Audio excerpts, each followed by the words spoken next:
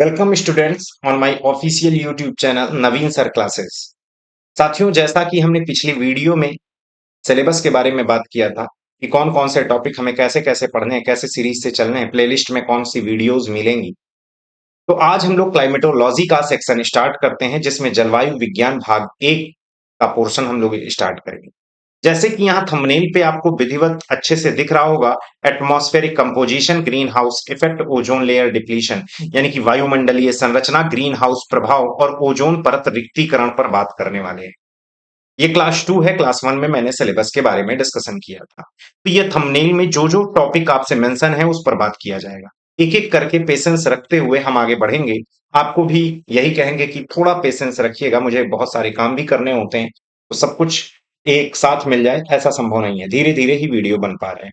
तो एक तरीके से एटमॉस्फेरिक कंपोजिशन इन पर बात करने वाले हैं। तो साथियों, हम लोग समय को ना गंवाते हुए हम लोग आगे बढ़ते हैं और आज हम लोग बात करने वाले हैं एटमॉस्फेरिक कंपोजिशन। सबसे पहले हम लोग देख रहे हैं एटमॉस्फेरिक कंपोजिशन क्या है।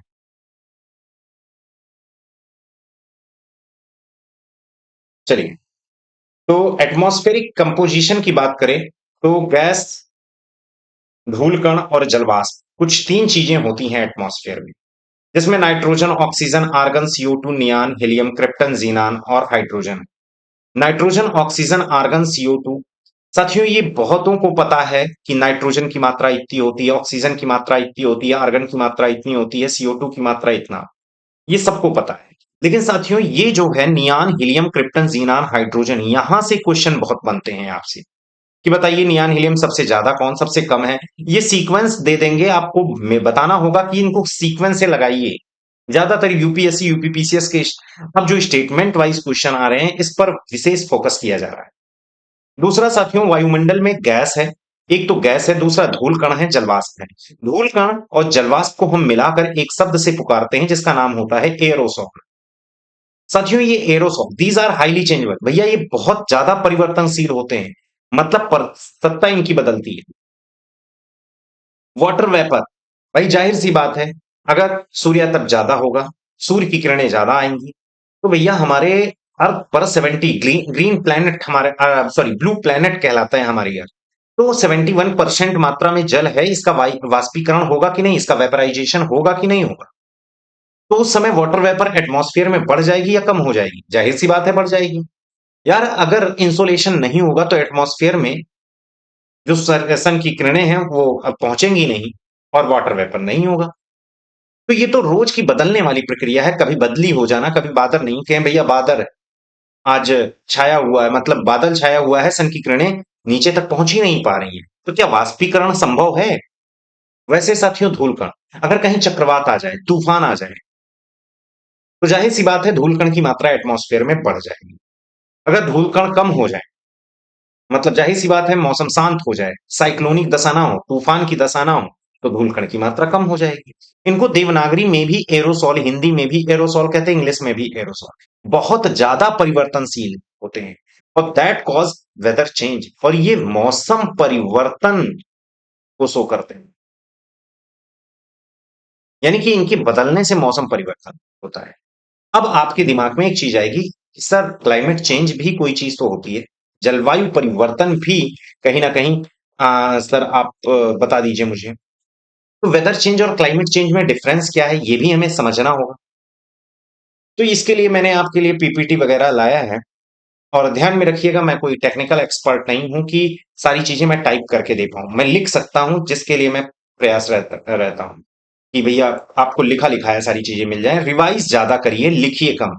समझ रहे हैं, हालांकि ये लिखने का एग्जाम है, लेकिन प्रॉब्लम ये होती है हम रिवाइज नहीं करते। तो ये चीजें, if the ratio of the aerosol change then cause weather change, यदि एरोसॉल की मात्रा परिवर्तन होती है तो इसे मौसम परिवर्तन कहा जाता है, मौसम परिवर्तन कहा जाता है। देखिए यहां लिखा है। अब क्लाइमेट चेंज क्या है, तो अभी इसमें डिफरेंस भी मैं बताऊंगा, अंतर भी बताऊंगा, परेशान बिल्कुल ना होइए। CO2 और ओजोन, यहां ओजोन देख रहे हो, ओजोन देखकर कुछ दिमाग में गूंजा? हाँ, ओजोन लेयर जो आप सोच रहे हो ऐसा नहीं है। ओजोन दो तरीके की होती है। एक तो ओजोन साथियों गैस के फॉर्म में होती है, और एक ओजोन तो लेयर के फॉर्म में होती है। स्ट्रेटोस्फीयर में सम तापमंडल में लेयर होती है, परत होती है। ये क्या करती है? अल्ट्रावायलेट रेज को फिल्टर करने का काम करती है। समझ रहे हैं? जो उसमें हानिकारक अल्ट्रावायलेट, अभी इस पर हम बात करेंगे। हम बात कर रहे हैं गैस की। ये जो ट्रोपोस्फेरिक ओजोन होती है साथियों, जो क्षोभ मंडल में गैस पाई जाती है, लेयर पाई जाती है। मतलब आप जब एटमॉस्फेरिक लेयर्स पढ़ते हैं तो आप पढ़ते क्या है भाई? हमारी पृथ्वी के ऊपर troposphere, stratosphere, mesosphere, ionosphere, exosphere, क्षोभ मंडल, समताप मंडल, आयन मंडल, मध्य मंडल, आयन मंडल, वायुमंडल, यही तो पढ़ते हो। तो भैया जो क्षोभ मंडल में ओजोन होती है ना, जो गैस के फॉर्म में होती है, बहुत घातक होती है। लेकिन जो स्ट्रेटोस्फियर, समताप मंडल में लेयर के रूप में होती है साहब ना, वो हमारे लिए अच्छी होती है। क्यों? क्योंकि ये हानिकारक अल्ट्रावायलेट रेस को रोकती है। लेकिन ये क्यों हमारे लिए हानिकारक है, अच्छी मानी मतलब खराब मानी जाती है क्षोभ मंडल वाली जो नीचे है? क्योंकि भैया ये ग्लोबल वार्मिंग में अपना बहुत बड़ा रोल अदा करती है। वैश्विक तापन में टेम्परेचर को बढ़ाती है एटमॉस्फेयर में, ये जानिए। तो कार्बन डाइऑक्साइड ओजोन की मात्रा में अगर बदलाव होता है तो इसे क्लाइमेट चेंज बोला जाता है। हालांकि क्लाइमेट चेंज केवल कार्बन डाइऑक्साइड ओजोन से ही नहीं जुड़ा है, लेकिन मेजरली यही गैस रोल अदा करती हैं।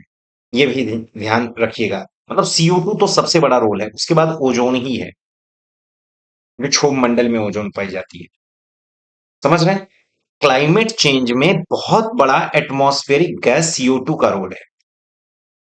अब जो CO2 हम छोड़ रहे हैं श्वसन के माध्यम से, वो तो एक नेचुरल फिनोमिना है। इतना तो ग्लोबल वार्मिंग होनी चाहिए। हमारी पृथ्वी का 15 डिग्री सेल्सियस अगर तापमान नहीं रहेगा तो हमारी पृथ्वी पर हिमयुग आ जाएगा, आइस एज आ जाएगा। 15 डिग्री सेल्सियस टेम्परेचर को मेंटेन करना, इतनी तो CO2 चाहिए। लेकिन भैया जो हम लोग गाड़ी यूज कर रहे हैं, जो टू व्हीलर और फोर व्हीलर आ गए हैं, कोयला जलाया जा रहा है, इलेक्ट्रिसिटी जनरेट किया जा रहा है, पेट्रोल जलाया जा रहा है, इंडस्ट्रीज में जो कोयला वगैरह का यूज किया जा रहा है, उससे जो CO2 है, अनवांटेड CO2, इसकी मात्रा जब बढ़ जाएगी तो आप समझिए फिर कोहराम मच जाएगा पूरी पृथ्वी पर। ये बात समझ में आया? तो CO2 ओजोन क्लाइमेट चेंज।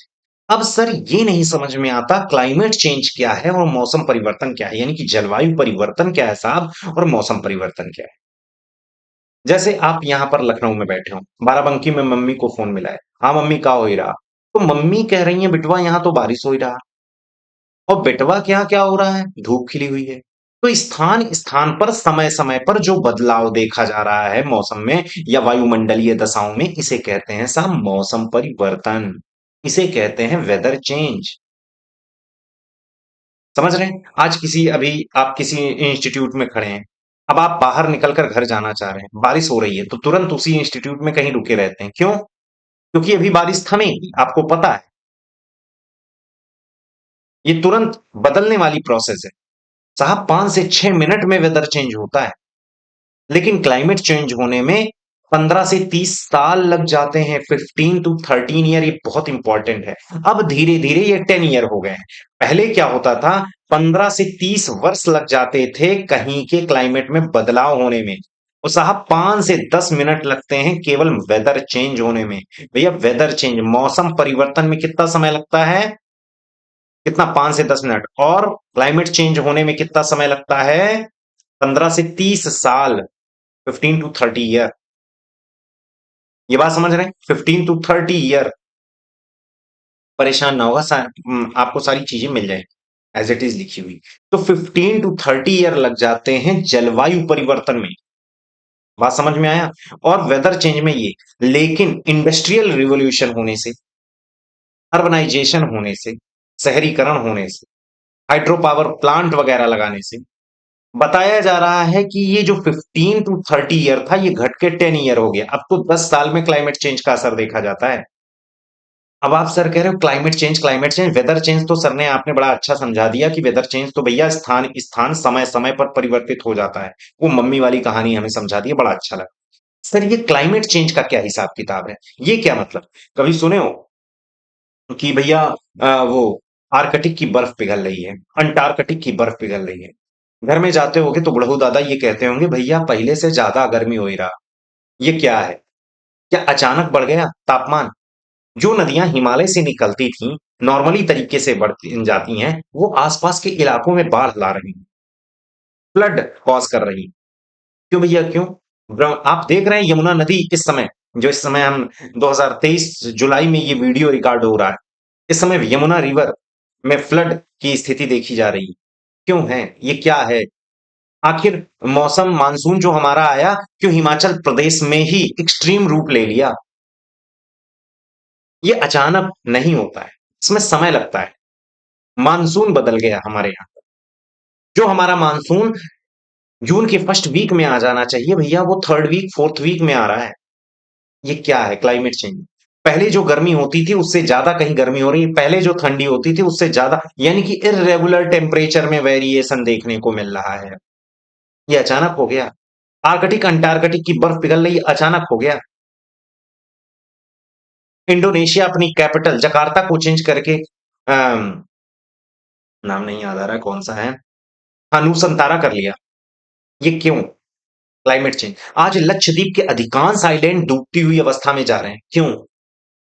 क्योंकि भैया आर्कटिक अंटार्कटिक की बर्फ पिघल रहे हैं, और पिघलने से समुद्र का जलस्तर बढ़ेगा, और समुद्र का जलस्तर बढ़ेगा तो जाहिर सी बात है छोटे छोटे आइलैंड डूबती हुई अवस्था में, मालदीव वगैरह तो पता नहीं कहां जाएंगे। इसलिए सरकार दौड़ रही है कि भैया क्लाइमेट चेंज को किसी भी तरीके से रोका जाए, ग्लोबल वार्मिंग वगैरह को रोका जाए। तो क्लाइमेट चेंज में ही ग्लोबल वार्मिंग आता है। अभी ग्लोबल वार्मिंग हम लोग सीखेंगे। ये जलवायु परिवर्तन 15 से 30 वर्ष में पहले होता था, अब ये बदल गया है, जिसमें सबसे बड़ा रोल साहब कार्बन डाइऑक्साइड और ओजोन गैस का है। तो वेदर चेंज एक छोटी प्रक्रिया है, कम समय में होती। कहो तो 5 से 10 मिनट में चेंज हो जाए मौसम। गाना है मौसम की तरह तुम भी बदल तो न जाओगे, यानी कि बहुत जल्दी बदलता है। अरे क्लाइमेट चेंज होता तो समझ में आ गया था। बात समझ में आ रहा है? तो ये जो क्लाइमेट चेंज और वेदर चेंज में बेसिक डिफरेंस शायद आपको पता हो गया।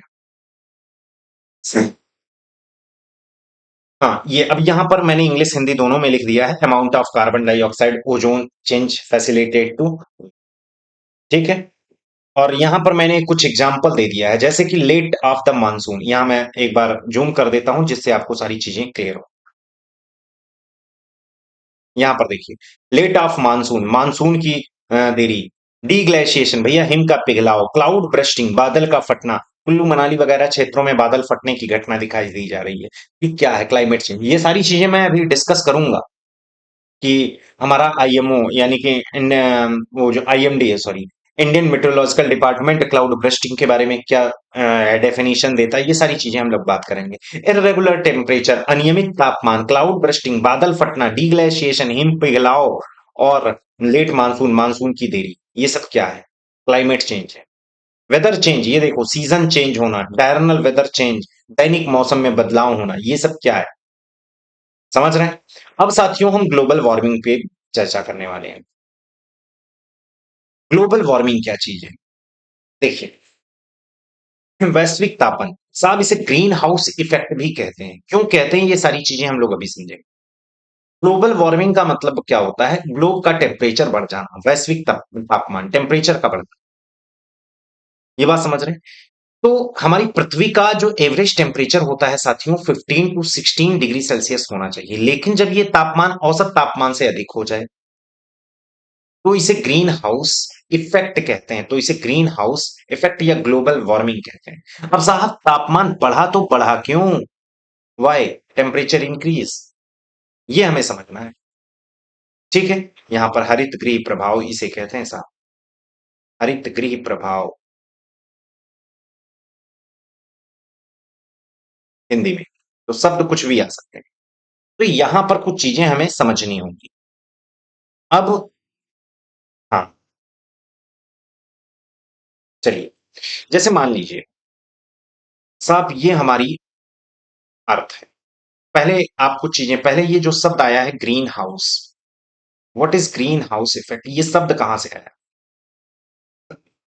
तो समझिए इसको।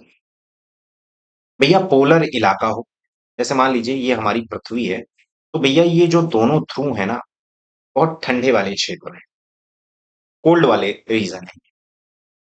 ये कोल्ड वाले क्षेत्र है। क्यों? क्योंकि सन की किरणें यार 6 महीने पड़ती हैं, वो भी बड़ी दूरी से पड़ती हैं। इसलिए उतना तापमान यहाँ बढ़ नहीं पाता।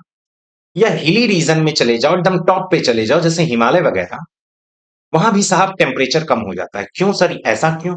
साहब आगे बताएंगे। वैसे फिलहाल अभी के लिए समझ जाइए, जैसे जैसे ऊंचाई बढ़ती है ना, तो 1 डिग्री सेल्सियस टेम्परेचर में गिरावट आती है प्रति 165 मीटर की ऊंचाई पर, क्योंकि डेंसिटी कम होती जाती है हवा में।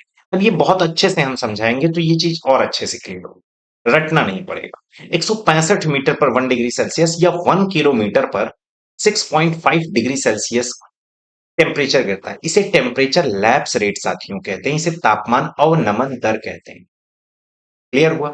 तो यहां पर देखिए टेम्परेचर कम थे, तो यहां पर यार फलों को, सब्जियों को, वनस्पतियों को उगाने के लिए एक निश्चित तापमान चाहिए कि नहीं चाहिए? आखिर यहाँ के लोग क्या खाएंगे, क्या पिएंगे?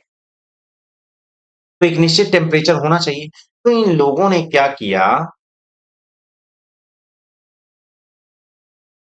एक ग्रीन, मतलब ग्रीन में बोल रहा हूं, एक ग्लास हाउस का फॉर्मेशन कर लिया। Glass house. अब कहेंगे सर ये क्या? भैया ग्लास हाउस ये था कि जब टेम्परेचर, जब सन की किरणें जो इंटर कर जाती थी, वो आसानी से इंटर तो कर जाती थी, ठीक है, लेकिन साहब जब निकलने जाती थी, इससे वापस होती थी, तो ये वापस नहीं हो पाती थी, या कुछ मात्रा ही इनकी वापस हो पाती थी।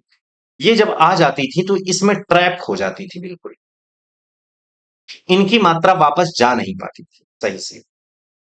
तो साहब जैसे मान लो 15 फोटोन आए, जा क्यों नहीं पा रहे हैं? क्योंकि साहब जब यहां कोलाइड होंगे, यहां पर लड़ेंगे, तो जाहिर सी बात है इनकी उष्मा में क्षय होगा। केवल 10 फोटोन ही वापस निकलने की कोशिश करते थे, 5 फोटोन यहीं रुक गए। तो साहब 10 फोटोन के पास वो क्षमता ही नहीं होती थी, वह कैपेसिटी ही नहीं होती थी कि इस ग्लास हाउस को भेद करके निकल पाए। ऐसे में साहब ये ग्लास हाउस का टेम्परेचर दिन ब दिन बढ़ता चला जाता था। और साहब यहाँ एक छोटी सी खिड़की ओपन करते थे, जितना यहाँ टेम्परेचर मेंटेन करना होता था वो कर लेते थे, बाकी टेम्परेचर बाहर कर देते थे। ऐसे में साहब यहाँ टेम्परेचर मेंटेन, जितना इनको टेम्परेचर चाहिए होता था वो टेम्परेचर मेंटेन हो जाता था। कभी कभी आप देखिए, आप बालकनी वगैरह आपके यहाँ होगी, तो बालकनी वगैरह अगर शीशे से पैक है, तो आप देखेंगे रोशनी आ तो जा रही लेकिन जा नहीं रही है। तो ये तो उस तरीके से ग्लास हाउस का फॉर्मेशन, इस कुछ इस टाइप के ग्लास ही बनाए गए कि रेडिएशन तो आने को तो आ जाएगी लेकिन जा नहीं पाएगी। उसका मूल कारण है साथियों कि एक तो कुछ ग्लास का असर होना, वो तो चलिए एक उसका कोई मतलब नहीं है, लेकिन साहब जो एनर्जी आ रही है ना, ये सोलर रेडिएशन है। ये क्या है? Solar radiation. ये सौरिक विकिरण है। जब ये जाने लगती है ना, जब ये वापस जाती है, तो इसको हम पार्थिव विकिरण कहते हैं। पृथ्वी से टकरा कर वापस जाना टेरेस्ट्रियल रेडिएशन कहते हैं। ऐसे में एनर्जी बार बार रुक कर टेम्परेचर बढ़ाने लगती है। ये ग्लास हाउस का कॉन्सेप्ट था। चूंकि इसके अंतर्गत साथियों ग्रीनरी डेवलप की गई, इसीलिए इसका नाम पड़ गया ग्रीन हाउस।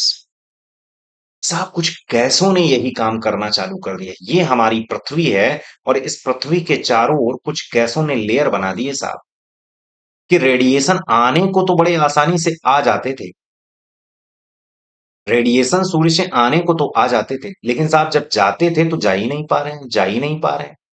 ऐसे में साहब हमारी पृथ्वी का हीट बजट गड़बड़ा जाता था। सर ये क्या भला है? बेटा आगे समझाएंगे, हीट बजट, उष्मा बजट क्या होता है, कितना टेम्परेचर होना चाहिए क्या, मतलब इतना समझो। हीट बजट जैसे आपका फाइनेंस बजट होता है ना, फाइनेंस ईयर में देश का बजट होता है, वैसे ही बिल्कुल साहब जितनी उष्मा आए ना, उसको वापस भी उतना जाना चाहिए, कुछ ही मेंटेन होना चाहिए। नहीं तो ऐसे तो यार पृथ्वी एक दिन आग का गोला बन जाएगी, कि जितनी उष्मा आ रही सब पृथ्वी सोखे जा रही, सोखे जा रही, हम लोग कहाँ जाएंगे फिर? इतना ज्यादा यार शरीर का तापमान थोड़ा सा बढ़ जाए तो आफत आ जाती है। यार पृथ्वी का टेम्परेचर अगर 15 डिग्री सेल्सियस, 16 डिग्री सेल्सियस से अगर ऊपर बढ़ा दोगे, क्या होगा आप सोच के देखिए। हम लोग तो चलिए ठीक है कुछ टेम्परेचर मैनेज करते हैं, जो जीव सिर्फ 15 से 16 बहुत सेंसिटिव जीव हैं, अगर उनका टेम्परेचर थोड़ा सा भी अर्थ का टेम्परेचर बढ़ेगा तो प्रजातियां लुप्त हो जाएंगी। जैसे 1952 से चीता लुप्त है साहब, लाया जा रहा है कुनो नेशनल पार्क में, लेकिन रह नहीं पा रहे, मर जा रहे हैं। क्योंकि भैया अब एटमॉस्फेयर वो रहा नहीं। अफ्रीकन चीता, एशियाटिक चीता तो वैसे ही लुप्त हो गए, अफ्रीकन चीता बचे हैं। और अफ्रीका वाला एटमॉस्फेयर अपने इंडिया में है नहीं। तो हालांकि सरकार इस पर विचार कर रही है, देखेगी क्या है। तो फिलहाल आपने समझा ये। अब साहब ये कहोगे सर जी एक चीज बताइए, ये आपने कहा कि ग्लास हाउस बना देना, उसके बाद इसको ग्रीन हाउस नाम दे दिया गया, यहां तक तो ठीक है साहब। ये लेयर कौन बना दिया पृथ्वी के चारों ओर? ये किसने बना दिया? ये कौन आदि मानव ने बना दिया साहब? ये आदि मानव नहीं, ये हम ही लोग हैं।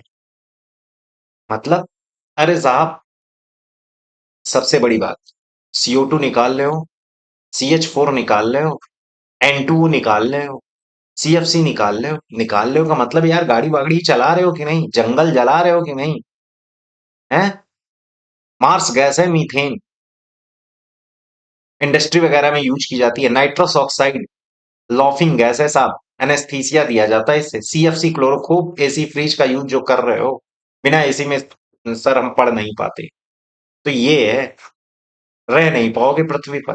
साहब CO2 का बढ़ना, CH4 का बढ़ना, N2O का बढ़ना, CFC का बढ़ना, ये क्या है साहब? ये ग्लोबल वार्मिंग को कॉज करने वाली गैसें हैं। मतलब साहब ये ग्रीन हाउस गैसेस हैं, यही तो लेयर बना रही हैं।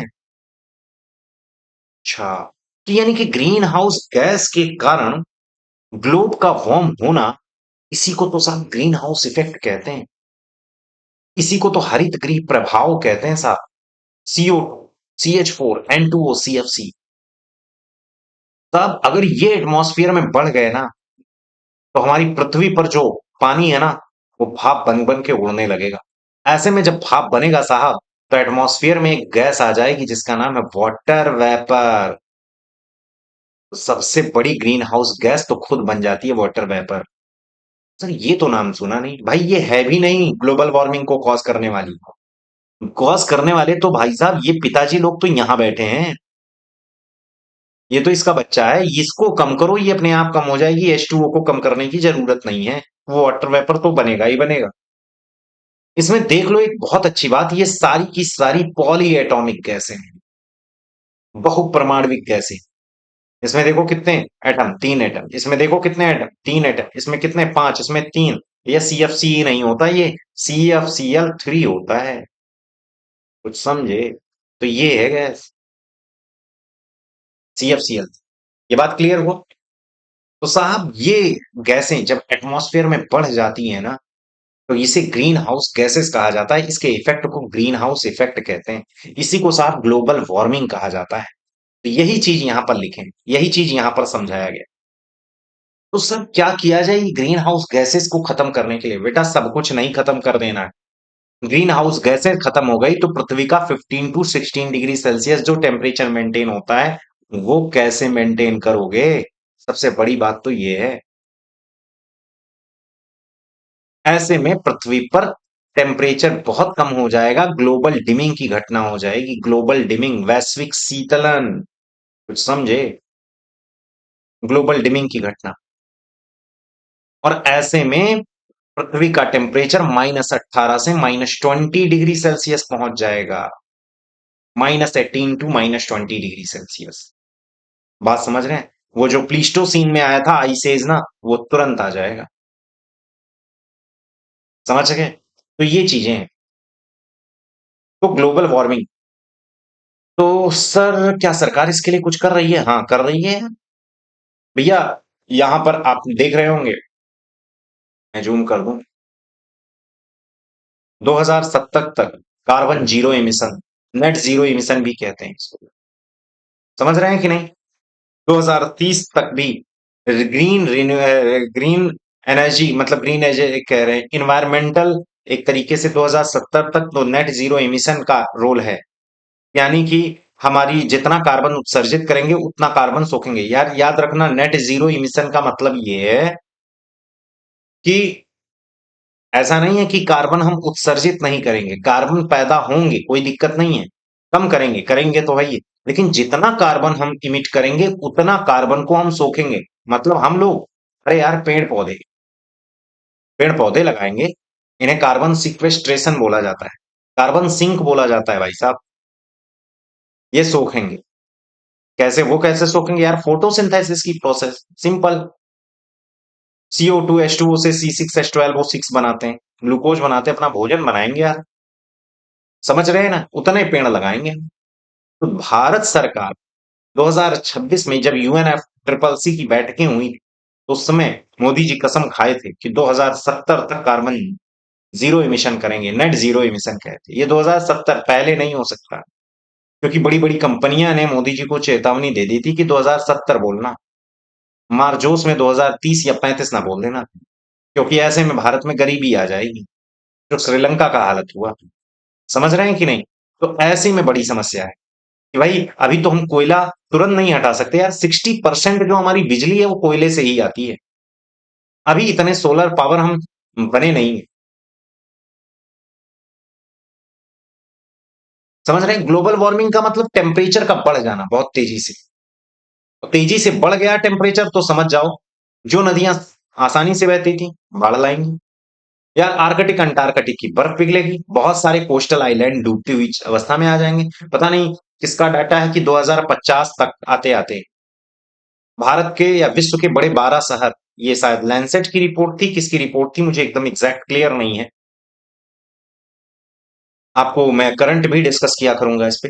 तो एक तरीके से इनसे ये सारी चीजें का दिक्कत उत्पन्न हो जाता है। यहां तक समझ में आए? अब कुछ चीजें और यहां पर मैं आया हूँगा। हाँ, यहां पर देखिए भैया, नेट जीरो 2070 ये विषय। ये नेट जीरो इमिशन आपको मैंने अभी समझाया, नेट जीरो इमिशन क्या चीज है।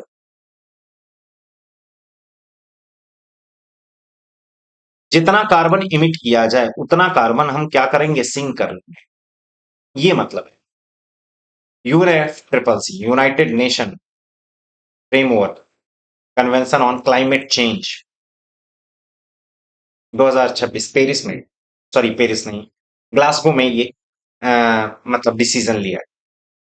दूसरा यहां पर आप देखेंगे 500 गीगावाट 2030 तक का ये टारगेट है सर, कि हम रिन्यूएबल एनर्जी से पैदा करेंगे। जो यहां पर आपने देखा था 500, यहां मैंने लिखा था, यहां पर आप ऐड कर सकते हैं कि साहब 2030 तक क्या 500 गीगावाट एनर्जी हम रिन्यूएबल एनर्जी से पैदा करेंगे, या सोलर पावर से हम पैदा करेंगे। हम हाइड्रो इलेक्ट्रिक लगाएंगे। रिन्यूएबल एनर्जी समझते हो ना, जिसको फिर से रिन्यू किया जा सके यार, नवीनीकृत ऊर्जा के संसाधन। जैसे आज इलेक्ट्रिक व्हीकल को बढ़ावा दिया जा रहा है। बात समझ रहे हैं? तो ये चीज 500 गीगावाट और नेट जीरो एमिशन UNFCCC में ये, तो ये चीजें आपको पता होनी चाहिए। जब मेंस राइटिंग करें तो एटलीस्ट कुछ चीजें हो कि लिख सको आप। सोलर प्रोजेक्ट के लिए भारत सरकार के द्वारा बहुत सारी स्कीम्स निकाली जा रही हैं, बहुत सारी स्कीम्स, इंडिया सोलर मिशन, बहुत सारी चीजें।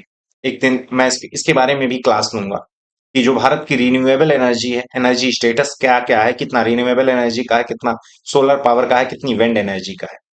तो ये चीज, ये बात समझ में आ गई। अब साहब हम आएंगे दूसरे topic, ozone depletion, ozone formation. तो पहले सबसे पहले हमें समझना होगा ओजोन फॉर्मेशन। यहां एक चीज और, ओजोन साहब प्रकार हम लोग देख लेते हैं एक बार। यहां पर ओजोन के प्रकार हैं। सबसे पहले यहां पर हम लोग देख लेंगे ओजोन टाइप। साहब ओजोन दो प्रकार की होती है, एक तो गैस के फॉर्म में होती है, साहब एक लेयर के फॉर्म में होती है। यार परत होती है एक, और एक तो गैस होती है। साहब एक जो गैस होती है ना, ये आपके ट्रोपोस्फियर में होती है। मतलब सर जी हिंदी भी बताइए भाई, कसम तो मैंने खाई ही है। क्षोभ मंडल, समझ गए? लेयर की बात करें स्ट्रेटोस्फियर में साहब, स्ट्रेटोस्फियर में, समताप मंडल में, ये साहब गुड होती है, बढ़िया एकदम। क्योंकि साहब अल्ट्रावायलेट ये देखो छानना चालू कर रही है, हानिकारक को भेजेगी नहीं, हानिकारक अल्ट्रावायलेट को। ये जो गैस है ना, ट्रोपोस्फियर पे जो गैस के फॉर्म में हमारे क्षोभ मंडल में है, इनको रोकने का मेजरली ये काम कर। तो ओजोन एक तो गैस के फॉर्म में हुई, दूसरी लेयर के फॉर्म में हुई। ट्रोपोस्फियर क्षोभ मंडल, स्ट्रेटोस्फियर समताप मंडल, ये चीज ध्यान में रखो। तो समताप मंडल वाली गुड होती है, ये बैड होती है। क्यों साहब बैड क्यों होती है?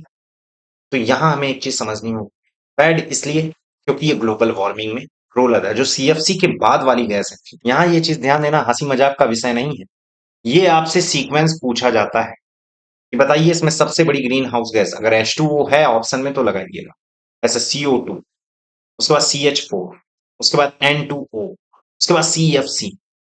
ये चीज ध्यान में रखो, ये ग्रीन हाउस गैसेस है, सबसे इंपॉर्टेंट। इसका हो सके तो स्क्रीनशॉट, नहीं तो मैं तो अवेलेबल कराऊंगा ही आपको सारी चीजें पीडीएफ के रूप में। ये जैसे है वैसे ही एज इट इज मिलेगा, ये नहीं कि पढ़ाऊं कुछ और दे दूं कुछ और। ज्यादातर यही चलता है कि किसी बुक का उठाया, मेहनत ना करनी पड़े, दूसरे बुक का उठा के हमने धर दिया आपको।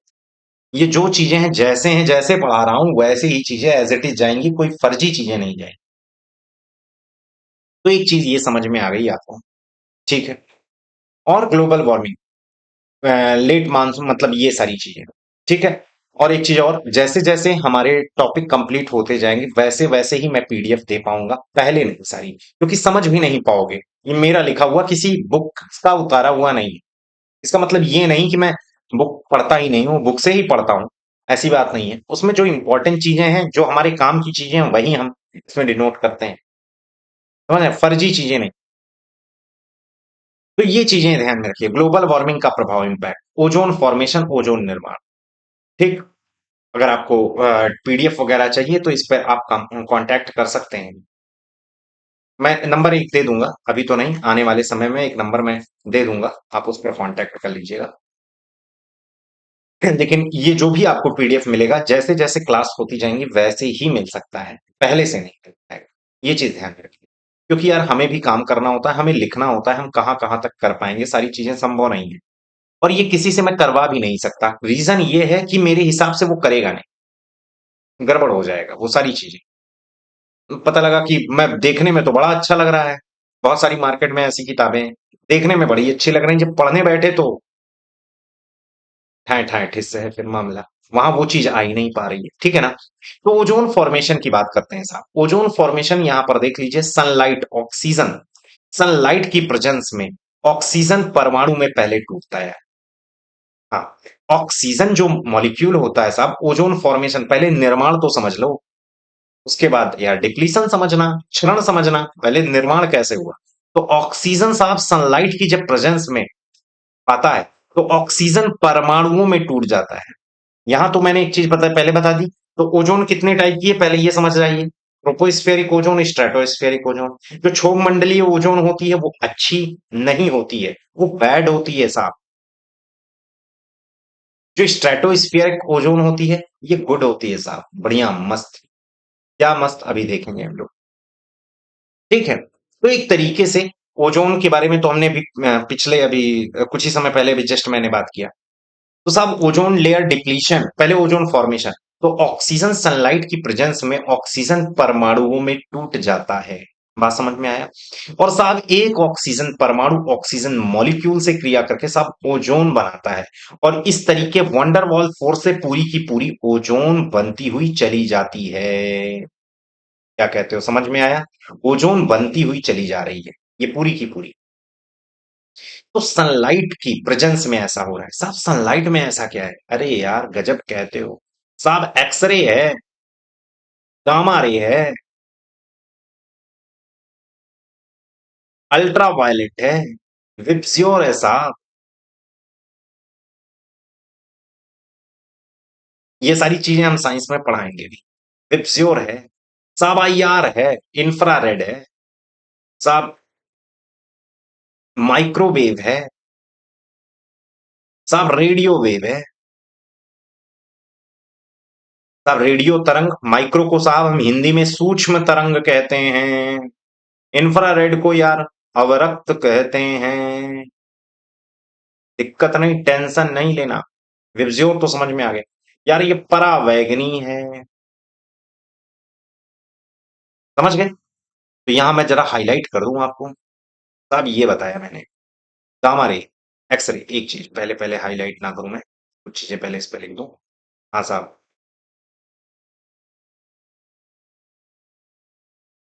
जैसे जैसे हम लोग आगे बढ़ते हैं ना, इस तरीके से यार एनर्जी बढ़ती जाती है, ऊर्जा बढ़ती जाती है, वेवलेंथ कम होती जाती है। वेवलेंथ क्या होती है सरकार?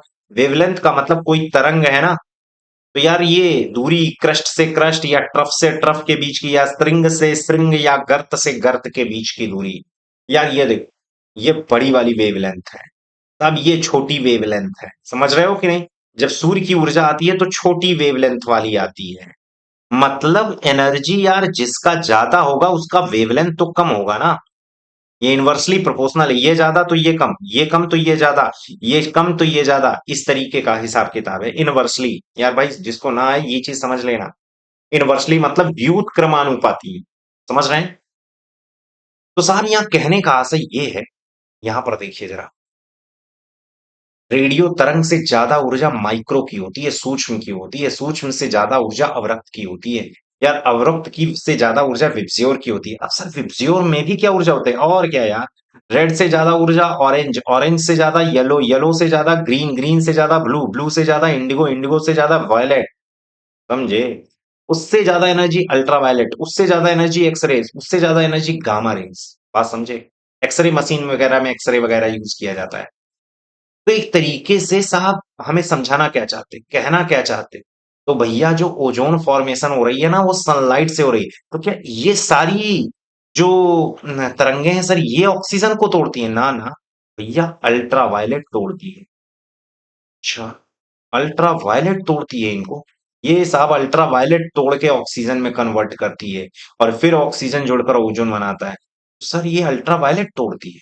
वो भी नहीं साहब, अल्ट्रावायलेट की भी जब बात करूंगा ना, तो साहब अल्ट्रावायलेट भी तीन तरीके की होती है। यहाँ अभी तुमको मैंने एक डायग्राम दिखाया था यार, ये देख रहे हो ए बी सी, समझ रहे हो? ए बी सी है, और सी की एनर्जी सबसे ज्यादा है, इसीलिए वो तोड़ पा रहा है। वेवलेंथ उसकी सबसे कम है, ये बात ध्यान में रखना। हाँ, तो अल्ट्रावायलेट ए साहब, अल्ट्रावायलेट बी साहब, अल्ट्रावायलेट सी, सबसे ज्यादा एनर्जी सी की है, फिर बी की है, फिर ए की है। और खास बात ये अल्ट्रावायलेट सी होता है, यानी कि ऑक्सीजन अल्ट्रावायलेट सी के माध्यम से टूटता है। हाँ भाई हाँ, अल्ट्रावायलेट सी के माध्यम से टूटता है ऑक्सीजन, दो मॉलिक्यूल, दो परमाणुओं में, और ये एक परमाणु फिर ओजोन बनाता है, ऑक्सीजन से क्रिया करके ओजोन बनाता है। तो सब अल्ट्रावायलेट सी है। हाँ, और एक और खास बात, अल्ट्रावायलेट सी कभी पृथ्वी पर उतरती नहीं है, ये ध्यान में रखना। सबसे ज्यादा हानिकारक है, आएगी तो हाहाकार मचाएगी, ये ध्यान में रखना। अल्ट्रावायलेट सी कभी अर्थ पर पहुंचती नहीं है। पूछा जाए कौन सी अल्ट्रावायलेट पृथ्वी पर नहीं पहुंचती, साहब सी नहीं पहुंचती। बात समझे? अगर आएगी तो सबसे ज्यादा नुकसान करेगी। मतलब इससे होता क्या है कि भाई यार स्किन कैंसर, त्वचा कैंसर हो जाएगा साहब। Uncontrol growth of cell is called cancer ना। कोशिकाओं की संख्या अनियंत्रित दर से बढ़ने लगे तो उसे कैंसर कहते हैं। तो फिर सर हमको तो फिर दिक्कत नहीं है यार, सी नहीं है, अरे भाई तो बी तो आएगी। तो सर क्या बी से नुकसान हो रहा है और क्या? बी से ही नुकसान हो रहा है। अल्ट्रावायलेट सी तो बनाने में खर्च हो गई, ये जितनी ज्यादा पतली होगी उतना बी और ए आएंगे। अल्ट्रावायलेट ए का तो हम लोग उपयोग कर लेते हैं आरओ वगैरह में, दुकानों पर जाते हो पूछते हो आरओ फिल्टर है क्या, यूवी फिल्टर है क्या आरओ में, तो भैया वो अल्ट्रावायलेट ए है। पानी शोधन में इसका प्रयोग किया जाता है, वाटर प्यूरिफिकेशन, प्यूरिफिकेशन, समझे? Water purification. Ultraviolet B C तो बनाने लगती है। अगर अल्ट्रावायलेट सी पूछा जाए इसका यूज क्या है, वैसे ये करती क्या है, ओजोन लेयर का फॉर्मेशन करती है। ये देखो तोड़ के बना रही है ओजोन लेयर, तो बनाने में योगदान है इसका। बात समझ में आया? अल्ट्रावायलेट बी, ये अगर ओजोन लेयर ज्यादा पतली हुई, या ओजोन होल हुआ तो अल्ट्रावायलेट बी भी आती है, ए भी आती है। अल्ट्रावायलेट ए का तो ज्यादा नुकसान नहीं है, बी का सबसे ज्यादा नुकसान, क्योंकि इससे थोड़ी सी ही एनर्जी कम है इसकी, उतना नुकसान नहीं करेगी, फिर भी स्किन कैंसर और भैया नाइट ब्लाइंडनेस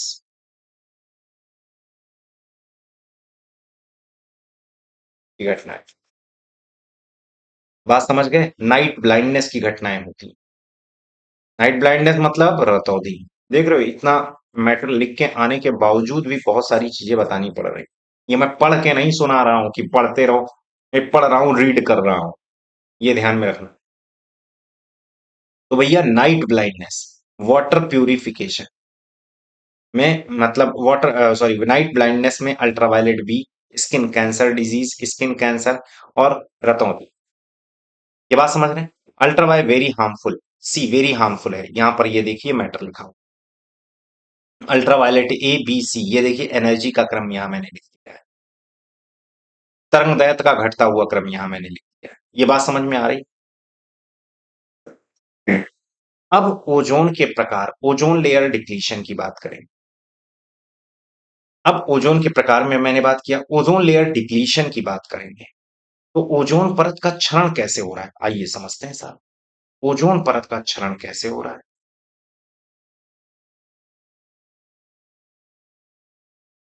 ओजोन परत का साहब क्षरण की बात करें ना, तो देखो होता क्या है साहब।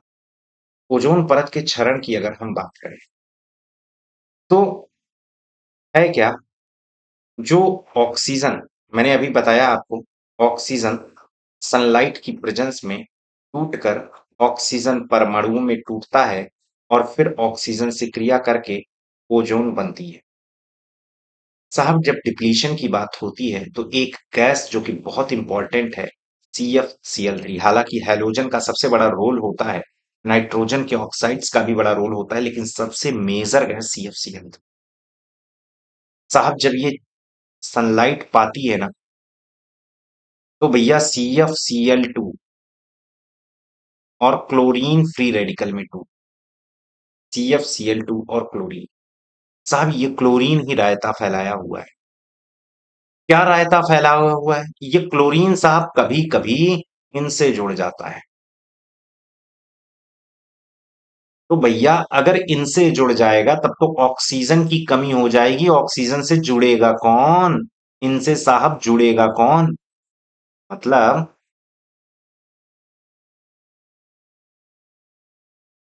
साहब अगर ऑक्सीजन से ये वाले ऑक्सीजन जुड़ गए, मतलब ये ऑक्सीजन से ये क्लोरीन जुड़ गया, तो भैया इसके लिए जो ऑक्सीजन जुड़कर ओजोन से मतलब ऑक्सीजन परमाणु से क्रिया करके ओजोन बनाता था, क्या बन पाएगा? भैया इसको कौन, इससे कौन प्यार कर लिया? ये क्लोरीन। तो इसको कहां से ऑक्सीजन मिलेगी? तब क्या ओजोन बन पाएगी? क्योंकि ये तो चले गए क्लोरीन के पास। और जब क्लोरीन के पास चले गए तो इनके पास ऑक्सीजन कहां से आएगा? ओजोन बनेगी क्या? अच्छा, कभी कभी ये क्रिया कैसी होती है, कभी कभी क्रिया ऐसे हो जाती है साहब, ये क्लोरीन सीधे O3 ओजोन से क्रिया करके और साहब क्या करने लगता है, सीधे क्लोरीन का ऑक्साइड और ऑक्सीजन में कन्वर्ट कर देता है। तो भैया ऑक्सीजन ये परमाणु बन के, भैया ओजोन किस में कन्वर्ट हो गई? ऑक्सीजन। बताओ, ओजोन लेयर अगर ऑक्सीजन में कन्वर्ट हो जाएगी तो फिर डिप्लीट नहीं हो गई? बताइए, डिप्लीट नहीं हो गई, मतलब क्षरित नहीं हो गई? ऐसे में वैज्ञानिकों ने सोचा क्यों ना, ये CFCl3 सबसे नुकसान कर रहा है, तो इसको यार दूसरी चीजों में बदल दो, इसको यार CFH3 कर दो। शॉर्ट फॉर्म में इसी को HFC कहते हैं, हाइड्रोफ्लोरोकार्बन, और इसको साहब CFC कहते हैं। अगर हाइड्रोफ्लोरोकार्बन होगा तो क्लोरीन तो इसमें नहीं है, और यही क्लोरीन ही रायता फैलाया था, तो काम बन गया। वैज्ञानिकों का सोचना सही था उस समय के लिए, HFC माना गया। ऐसे में साहब वियना कन्वेंशन होता है 1985। साहब CFC को, CFCl3 को रिप्लेस करने की योजना बनाई जाती है CFH3, इसे HFC कहते हैं। और साहब इसको CFC कहते हैं। बात समझ में आया? इसको CFC कहते हैं, इसको HFC कहते हैं। तो वियना कन्वेंशन 1985 में ये घटना हुई कि साहब 1985 में कि CFC के स्थान पर HFC लाया जाए। और होता भी है, सभी देश तुरंत तो नहीं, लेकिन हाँ कुछ समय बाद CFC के स्थान पर HFC का यूज करना चालू कर देते। भारत के भी द्वारा 2011 वगैरह के आसपास HFC स्वीकार है। ये कब किया जाता है? इसे कहते हैं मॉनेट्रियल प्रोटोकॉल। ये 1985 में होता है और ये 1987 में होता है।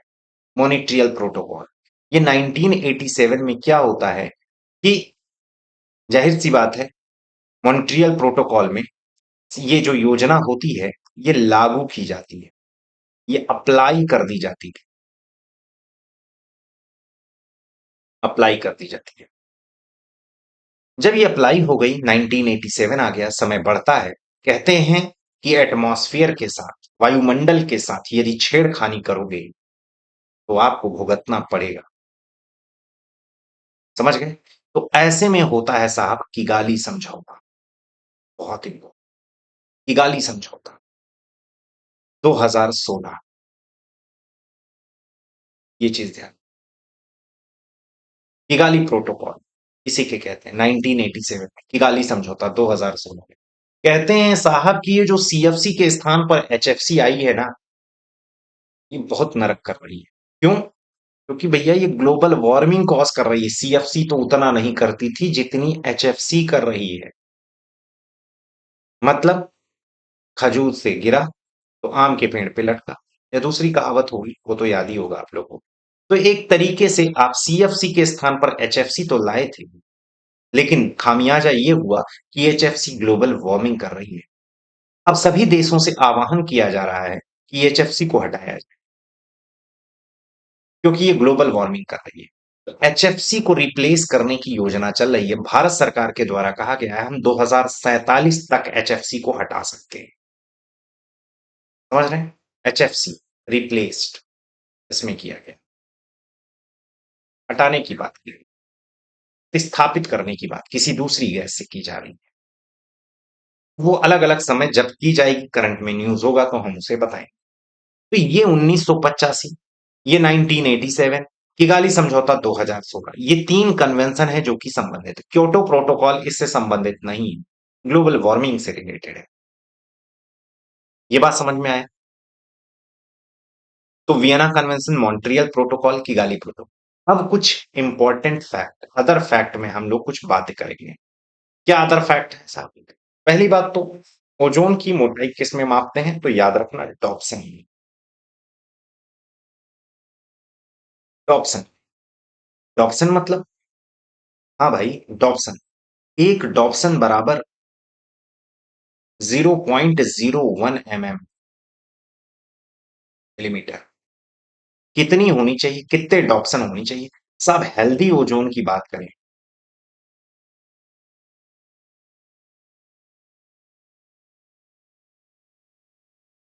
स्वस्थ ओजोन की बात करें, तो कितनी होनी चाहिए? 500 से 600 डॉप्सन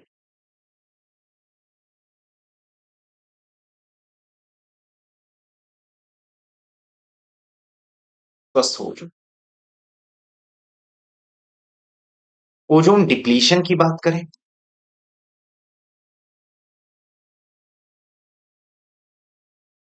अगर ओजोन क्षरण की बात करें,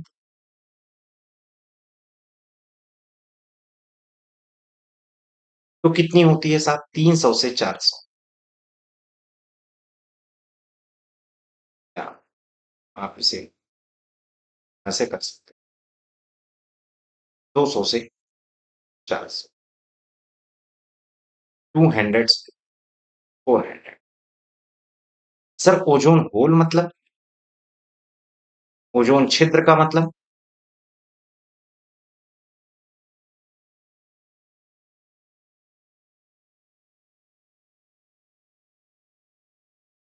साहब 100 डॉप्सन से भी कम। ये ध्यान में रखें। ओजोन होल, ओजोन डिप्लीशन समझ में आया, हेल्दी ओजोन समझ में आया, इतनी मोटाई होनी चाहिए। कहाँ पाई जाती है? समतापमंडल में। यार समतापमंडल, तो सर देखो, जैसे आप क्षोभ मंडल पढ़ते हो, क्षोभ मंडल 13 किलोमीटर पर है, समतापमंडल 50 किलोमीटर पर है। तो यार 35 से या 30 से 50 किलोमीटर के बीच में, 30 टू 50, अब आंकड़े अलग अलग बुकों में अलग अलग है, लेकिन ये याद रखना 30 से 50 के बीच में, ये जो समतापमंडल 13 से 50 है, ये पूरा समतापमंडल है, स्ट्रेटोस्फियर है। तो इसके ऊपरी भाग में 30 से 50 के बीच में ओजोन पाई जाती है। ये याद रखना, 30 किलोमीटर से 50, ये क्वेश्चन पूछा गया है, कोई भी क्वेश्चन में छोड़ने का प्रयास नहीं कर रहा हूं, ये ध्यान में रखना। 30 से 50 किलोमीटर क्यों चाहिए? अगर आप देखेंगे तो हालत ये है, सितंबर 1981 में ये स्थिति देखी गई, बढ़ता गया 1987 में, 1993 में, 1999 में, लगातार ये क्रम बढ़ता जाता है। और आज के समय में तो अंटार्कटिक रीजन में ओजोन होल कुछ ज्यादा ही है। बात समझ में आ रहा है? इसका मेन कारण क्या है साहब? यहां पर जब आपको पढ़ाएंगे तो हमारा जो अर्थ है इस वाले रीजन में, यहां पर एक पोलर सेल चलती रहती है, पोलर सेल, जो अंटार्कटिक क्षेत्र से गैसों को यहां पर पोल पे ओर लेके जा रही है। और यहां से आप देखेंगे जो बड़े बड़े शहर, जो बड़े बड़े देश हैं, वो नॉर्दर्न पोल में यहां पर आपको दिखाई दिखाई देंगे सबसे ज्यादा। मतलब कहने का आशय ये है कि इस वाले रीजन में पोल्स पर ज्यादा डिप्लीशन इसलिए हो रहा है क्योंकि यहां पर एक घटना होती है, पोलर वॉर्टेक्स।